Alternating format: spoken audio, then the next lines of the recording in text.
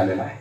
निषाद राजांच्या स्वभाव की राम हा वावरत आहे आणि त्या ठिकाणी पहिलं प्रवचन झालेलं आहे. ब्रह्म कुणाला म्हणायचं, माया कुणाला म्हणायचं, हे प्रवचन ज्या वेळेला त्या भिल्लाने ऐकलं, रामाचं स्वरूप भिल्ल जाणले. त्या प्रवचनामध्ये केवट नावाचा नावाडी येऊन बसला होता. त्यानं जाणलं की बाबा राम ब्रह्म आहे, राम ब्रह्म आहे, राम हा सगुण निराकार याच्याही पलीकडचं असणार हे तत्व आहे. अच्छा असं आहे का, राम ब्रह्म आहे, मग या ब्रह्माला मी उद्या माझ्या नावेत बसवणार आहे, या ब्रह्माला उद्या मला माझ्या नावेत बसवायचं आहे. हे प्रवचनात एका प्रवचनातून एवढी माणसं सुधारतात. म्हणून कदाचित दर्शनानं जो लाभ होत नाही तो लाभ कथा ऐकल्यानं प्राप्त होतो महाराज. एवढंच फक्त कळालं त्याला प्रवचनातनं की राम ब्रह्म आहे आणि या ब्रह्माला माझ्या गरीबाच्या नावेत मला बसवायचं आहे. म्हणून निषाद राजाकडे केवट जातो आणि केवट म्हणतो, महाराज उद्या सकाळी घाटावरती कुणाचीही नाव लागता कामा नये. मी आतापर्यंत निष्काम भावनेनं जी सेवा केलेली आहे त्याच्या बदल्यात मला एवढंच द्या, सगळ्या नावाड्यांच्या नावा काढायला लावा आणि माझी एकट्याचीच नाव फक्त आता त्या ठिकाणी असावी, असं काहीतरी करा. ठीक आहे म्हणे. रात्रीमध्ये सगळ्या नावाड्यांच्या नावा काढल्या आणि या केवटाचीच नाव गंगेच्या किनार, कारण माहिती होतं, कारण हा ब्रह्मस्वरूप जरी असला तरी मानवाचं रूप घेऊन आलाय आणि गंगा नदी पार करण्यासाठी याला नावेची गरज लागणारच आहे, लागणारच आहे याला नावेची गरज. आणि बघू माझ्या नावेत उद्या कसा, बघत नाही ब्रह्म आहे का, त्या ब्रह्माला कसं नाचवतो उद्या बघा. रात्री झोप घेण्यासाठी आता बघा त्या वेळेला रामराया निषाद राजाकडे वडाचा चिक मागवतात. का, आता चटा बांधायच्या आहेत. वडाचा चिक मागवला जातो. वडाचा चिक थोडा सीता मातेला दिला जातो. लक्ष्मण थोडा वडाचा चिक घेतात, रामराया वडाचा चिक घेतात आणि वडाचा तो जो काही चिक आहे तो आपल्या केसांना लावला जातो. केसांची जटा केली जाते, जटीचा मुकुट बनवला जातो आणि त्यावेळेला गवताचं तृणासन दिलं जातं. गवताचं तृणासन दिलं जातं. अशी रामराया झोप घेतली, एका बगलेवर रामराया झोप घेतात. त्यावेळेला हे दृश्य लक्ष्मण बघतो, कारण लक्ष्मण 14 वर्ष पहाराच देतोय राम सीतेच्या भोवती आणि लक्ष्मणाच्या नेत्रातनं पाणी येतं. निषादराज म्हणतात, लक्ष्मणजी क्यों रोते हो, इसलिए रहता हूं क्योंकि ये जो दिखने वाला है ना वो कल राजा बनने वाला था. हा उद्या राजा होणार होता ना, आदल्या दिवशी त्याच्यावर गवताच्या तृणासनावर झोपायची वेळ येते. याचा मी विचार करतोय की काळ किती भयानक आहे. जो आज रंक होता तो उद्या राव होऊ शकतो, जो उद्या आज राव आहे तो कशा पद्धतीने रंक होऊ शकतो. महाराज उगत बोलाचालीच्या गोष्टी आहेत त्या, कधी काळ तुम्हाला कोणती वेळ दाखवेल हे सांगता येत नाही. म्हणजे जीवनात काळ प्रबळ आहे बरं का, समय हा महाप्रबल आहे, त्याला गुरु म्हटलेला आहे. महाप्रबल असणारा हा समय कुणाला कोणती परिस्थिती दाखवू शकतो हे सांगता येत नाही. म्हणून माझ्या नेत्रातनं पाणी येते. पहाट होते, स्नानादी कर्म केलं जातं, निषाद राजाचा निरोप घेतला जातो आणि आता मात्र गंगा नदीच्या काठी येतात. गंगा नदीच्या काठी आल्यानंतर रामायणातला अत्यंत सुंदर असणारा प्रसंग आहे तो म्हणजे केवट प्रसंग. आता एकाचेच नाव त्या प्रसंगी लागलेले दिसले, एकच नाव आहे बरं का तिथं, दुसरी कोणती नाव पाहायला दिसत नाही. त्यावेळेला राम म्हणतात की बाबा ह्या नावेचा जो नावाडी आहे त्याला बोलवा, आपल्याला गंगा नदी पार करून जायचं आहे. आणि तो नावाडी तिथंच असतो बरं का, कळकटमळकट धोतर नेसलेला आहे त्यानं, डोक्यावरती थोडस काहीतरी नेसलेलं आहे, खांद्यावरती कांबळ आहे, एका हातामध्ये काठी आहे असा असणारा आणि त्याची नागडी उघडी पोरं 14-15 जण त्याच्या अवतीभोवती खेळत आहे. नाव कोणाचे आहे हे, त्या केवट नावाच्या नावाड्याचे आहे. जा लक्ष्मणा त्या केवटाला सांग आम्हाला नदी पार करायची आहे म्हणून, आणि नाव त्याला सोड म्हणाव आणि आम्हाला नावेत बसव आणि आम्हाला गंगा नदी पार करून दे. त्यावेळेला लक्ष्मण बोलवायला जातो तर पहिले केवट म्हणतो, नाही ब्रह्म आहे तर नदी तरून जा म्हणा. कालच मी ऐकलेला हा आहे तो ब्रह्म आहे म्हणे, ब्रह्म जर आहे तर नदी तरून जागे म्हणाव त्याला, कशाला माझ्याकडे याचिका दाखल करतोस म्हणे. नाही मी माझे नाव देणार नाही. लक्ष्मण खवळलं, दादाकडे आला, दादा ते तर म्हणते नाव देणार नाही. अरे बाबा तुला मला माहित आहे तुझा स्वभाव ताट आहे, कदाचित ताट वृत्तीने गेला असेल. मागण्यासाठी ज्या वेळेला आपण काही जातो तर पहिला नमस्कार केला जातो.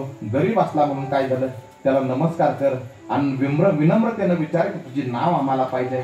तसंच लक्ष्मणानं केलं, विनम्रतेनं विचारलं तुमची नाव आम्हाला पाहिजे, आम्हाला गंगा नदी पार करून द्या. तरी सुद्धा येत नाही. का येत नाही, तो म्हणतोय तुमच्या भावाचं मी मर्म जाणतोय. आता मर्मावर वर्मावर ज्यानं बोट दाखवलेला आहे, धनुष्यबाणच काढला त्यानं, माझ्या दादाचं वर्म जाणतो. कोणतं वर्म जाणतो, त्यावेळेला हे वर्म जाणतोय तुमच्या दादाचं मी. कोणतं, तुमच्या दादाच्या पायाचा प्रताप मला कळलेला आहे. काय प्रताप आहे म्हणे, तुमच्या दादाच्या पायाच्या धुळीच्या पुण्याईनं म्हणे एका दगडाची बाई झालेली आहे. आणि ज्या माणसाच्या पायाच्या धुळीनं दगडाची बाई होते, दगडापेक्षा तर लाकूड मऊ असतंय. कदाचित जर ह्या तुमच्या भावाला मी माझ्या नावेत बसवलं, नाव लाकडाचे आणि लाकूड दगडापेक्षा मऊ आहे, दगडासारखा कठीण पदार्थ जर बाई होऊ शकतो तर नावेसारखा कठीण मृदू पदार्थ बाई का होऊ शकत नाही? याला जर नावेत चढवलं, त्या नावेची जर बाई झाली तर आधीच एक बाई पोचताना नाकी 9 आले, दुसरी बाई कुठे घरात घेऊन जाऊ मी? त्याच्यामुळे मी तुमच्या नावेत तुमच्या दादाला बसवणार नाही. का? पायाचा प्रताप मला कळलेला आहे. हे ज्या वेळेला रामचंद्राला समजलं जातं त्यावेळेला रामराय म्हणतात की बाबा आम्ही ब्रह्म असून जगाला नाचवतो, हा आम्हाला दाखवत नाचवतोय, ठीक आहे म्हणे, एखादा दिवस भक्ताला देऊया, किती नाचवायचं तेवढं नाचव म्हणे. केवटा ठीक आहे म्हणे, बाबा माझ्या पायाचा प्रताप नाही, हा माझ्या पायाला लागलेला धुळीचा प्रताप आहे. असं मग ठीक आहे, धूळ तुमची साफ केली पाहिजे देवा. याच्याकरता काय केलं? याच्याकरता काठवट आणलेला आहे. लाकडाचं भांडं आणलं केवटानं, मातीचं भांडं आणलं नाही, धातूचं भांडं आणलं नाही, भांडं लाकडाचं आणलं. लाकडाचं का भांडं आणलं? लाकडाचं भांडं याच्याकरता आणलं कारण माहित आहे ब्रह्माचे जर चरण स्पर्श केले आणि त्याच्यामध्ये जर नुसते पाय धुतले, धुत असताना त्या पात्रामध्ये कितीतरी दिवस ते चरणामृत मी शिल्लक ठेवेल म्हणे. आणि लाकडामध्ये पाणी मुरल्या जातं, लाकडामध्ये पाणी मुरल्या जातं आणि ज्या वेळेला ह्या लाकडातलं पाणी संपेल त्यावेळेला माझी पत्नी पीठ मळू मळू याच्यामध्ये ज्या भाकऱ्या करतील, कितीतरी दिवस देवाच्या पायाच्या चरणामृताचा प्रसाद प्राप्त होईल. त्याच्यामुळे लाकडाचं काठवट आणलेलं आहे. आणि देवाचे पाय धुण्यासाठी आता विलंब किती लावतोय? नुसता तासनतास चोळतच बसलाय. धूळ साफ करायची देवा तुमची. सावळे असणारे रामचंद्राचे पाय थोडे गोरे झाले, एवढे चोळले त्यानं, एवढे चोळले त्यानं, पाय इतके चोळत बसला. म्हणजे देवा तुमच्या पायाचा प्रताप नाही हो, तुमच्या धुळीचा प्रताप आहे ना. हा धूळ एकही कण जर राहिला तर मी रिस्क घेणार नाही म्हटलं, बाई झाली तर काय करू? त्याच्यामुळं तुम्ही शांत बसा, जे करायचं ते मला करू दे. दादा किती वेळ लागणार आहे पाय धुवायला? लक्ष्मणा शांत बस, आज दिवस याचा आहे. धुतले महाराज, पाय धुतले. हा आता चढा भगवंता नावे. देवानं काय केलं? देवानं त्या काठवटातनं पाय काढले पुन्हा जमिनीवर ठेवले. देवा मला आता प्रश्न पडला की तुम्हाला वनवास का दिला? का तुम्ही राज्य करण्याच्या लायक नाही असं मला वाटतंय? का व्यवहार ज्ञानच नाही तुमच्याकडे? म्हणजे पाय कशासाठी धुतले? कशासाठी? तुमच्या पायाची धूळ काढण्यासाठी. आणि पुन्हा काठवटातनं पाय काढले आणि पुन्हा मातीत घातले आणि पुन्हा नावेत बसता केला. एवढं कशासाठी? आहे का व्यवहार ज्ञान तुम्हाला? मग आता काय? आता परत धुवायला लागणार म्हणजे आता पुन्हा तास जाणार का काय? हो, पुन्हा पाय देवाचे दूध बसला महाराज. आणि आता मनात एकच, आता पाय मातीवर बरोबर याची लांब बरं नाव काठाला आणखी आणलेलं आहे काठाला, पण देवाचे पाय धुण्यासाठी कुठं बसलाय? कमीत कमी 6 फुटाचं अंतर ठेवलेलं आहे याला. 5 ते 6 फुटाचं नावेपासनं ते पाय धुण्याच्या अंतरापर्यंत 6 फुटाचं अंतर का बरं यानं ठेवलंय? आता मातीत पाय तो काय राम काय उडी मारून जाऊ शकत नाही, पण ह्याच्या मनात काय आहे? 5-6 फुटाचं तरी काय यानं अंतर ठेवलं असावं. तर पाय धुवून झाल्यानंतर केवट रामापासून नावेपर्यंत झोपला. का झोपला? देवा धुळीवरती तुमचे पाय पडू नयेत, तुम्ही या देहाला तुडवून नावेत चढा. भगवंतानं त्या केवटावरती 2 चरण आपले लागलेले, नावेत बसलेला आहे भगवंत. नावेत भगवंत बसल्यानंतर सीतेला डाव्या भागावर बसवले, लक्ष्मण उजव्या भागावर बसलेला आहेत आणि नाव आता सज्ज केलेलं आहे. आता मात्र नाव जात आहे बरं का. नाव जशी चालू लागलेलं आहे, चालवत असताना नाव मधोमध येऊन ठेवली. मध्ये आल्याच्या नंतर नाव थोडी हलवली, पुन्हा कडेला नेली, कडून पुन्हा फेरा घातला ना आई त्या ठिकाणी आणली. लक्ष्मण म्हणता दादा हे अति होतंय बरं का. आता काय झालंय?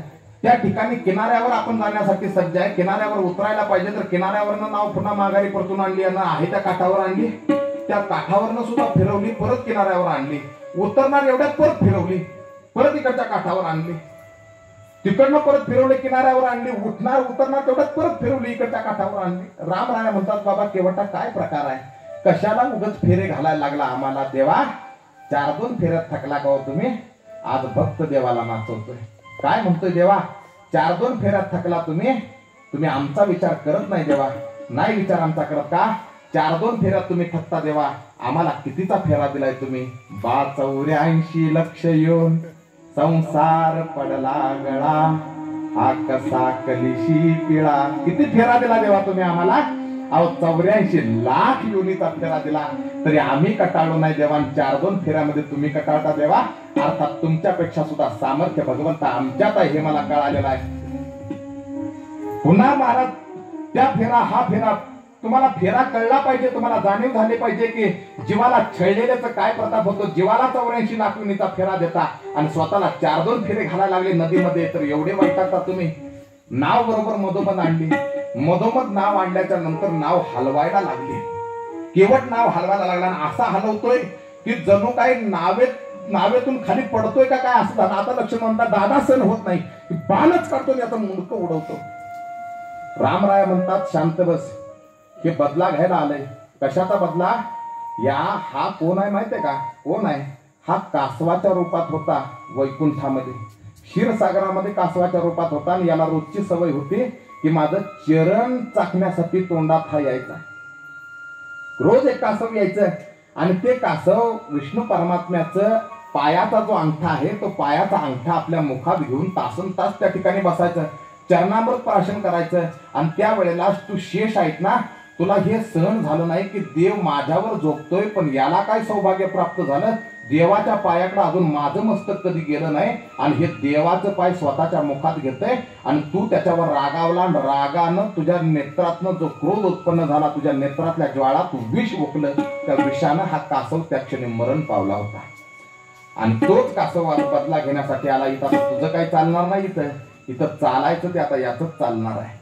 आपल्याला तरुण नेणार आहे. जो तारून नेत असतो त्याला मारायची भाषा कधी करायची नसते बरं का.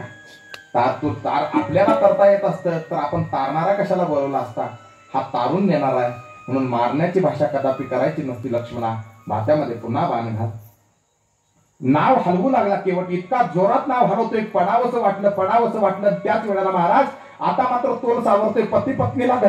पत्नीला धरलेला आहे, भावाला धरलेला आहे. रामाना तरी सुद्धा तोल सावरला जात नाही म्हणून समोर असणारा केवटावरती महाराज 2 हात असे ठेवलेले आहे. आणि त्याच वेळेला शंकर परमात्मा कथा सांगताना पार्वतीला म्हणतात की बघ पार्वती, आता इथून पुढे केवटाच्या कितीतरी पिढ्या जन्माला येऊ दे, त्याचा उद्धार झालेला आहे का. घरामध्ये एक नामधारक जर जन्माला आला तर त्याच्या कितीतरी पिढ्यांचा उद्धार होत असतो. केवटासारखा भक्त आज या कुळात जन्माला आला. केवटाच्या कितीतरी पिढ्या इथून पुढच्या सुधारल्या. एक नामधारक, एक भक्त केवटासारखा जन्माला येऊ दे, ज्याच्या मनामध्ये निष्कपट भावना असावी परमेश्वराप्रती. केवटाच्या मस्तकावर हात ठेवला भगवंताने. बघा, जो जगाला तारणार आहे तो सुद्धा पडण्याच्या भीतीनं केवटाचं मस्तक धरतोय. म्हणजे ब्रह्म सुद्धा जीवाला धरतोय की मी बुडू नये म्हणून. काय सांगते, काय कथा सांगते मला, सुंदर कथा. आणि त्यावेळेला हलवतोस का बाबा नाव, हलवतोस का बाबा, मी पडल की रे, मला पोहता येत नाही राजा, मी पडल, नाव काठाला ने. हा देवा, तुम्ही पडावं म्हणूनच मी नाव हलवतोय. का रे बाबा, का तुमच्यापेक्षा आम्ही श्रेष्ठ आहोत का? तुम्हाला पाण्यात सुद्धा साध्या पोहता येत नाही, आम्हाला या भवसागरात संसाराच्या लुटून दिले तुम्ही. तरणं आम्ही जाणतो का देवा? आम्हाला पोहता येत नसताना सुद्धा या संसाराच्या भवसागरात तुम्ही लुटून दिले, तरी सुद्धा आम्ही पोहतोय, तरी सुद्धा आम्ही मुक्त स्थितीला प्राप्त होतोय.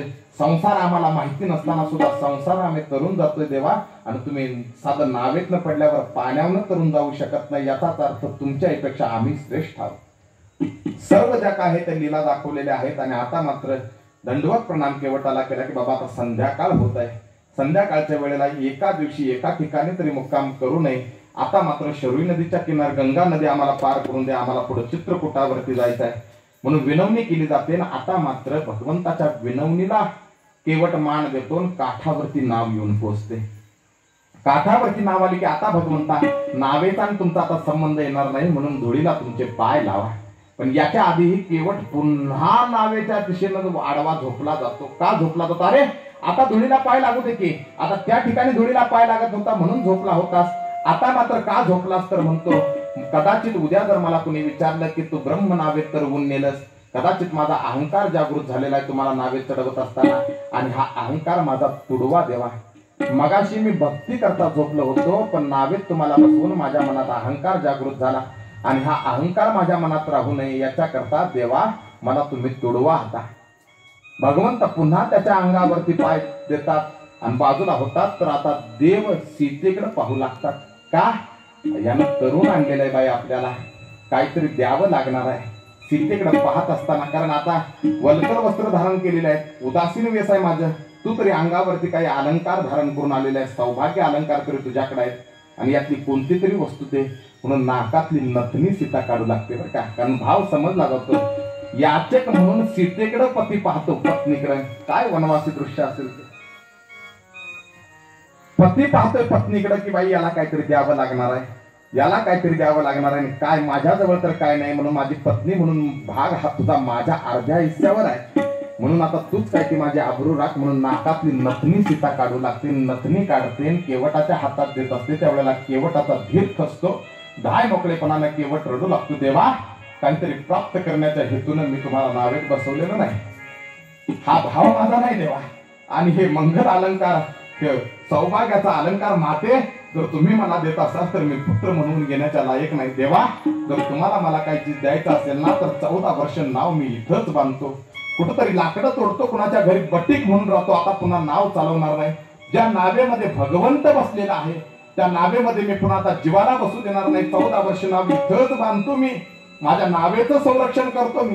का तर 14 वर्षानंतर मला फक्त वचन द्या, तुम्ही वनवास पूर्ण करून ज्या वेळेला येईल त्या वेळेला गंगा नदी पार करण्यासाठी मला जिवंत ठेवा आणि हा केवटच तुम्हाला गंगा नदी पुन्हा पार करून देईल. एवढंच फक्त मागणं मागितलेलं आहे. गंगा नदी पार करून दिली. केवटाला वंदन तिघांनी केलेलं आहे बरं का, कारण तारून दिलेलं आहे महाराज त्यानं. तिघांनीही वंदन केलं. आता सुमंताचा निरोप घेण्यासाठी सुमंत आता मात्र दशरथ राजांना जाऊन सांगा की आता रामराया येऊ शकत नाही. कारण दशरथानं सांगितलं होतं की 2-3 दिवसाचा प्रवास झाल्यानंतर कदाचित राम येणार नाही, पण निदान लक्ष्मण तरी येतोय का बघ.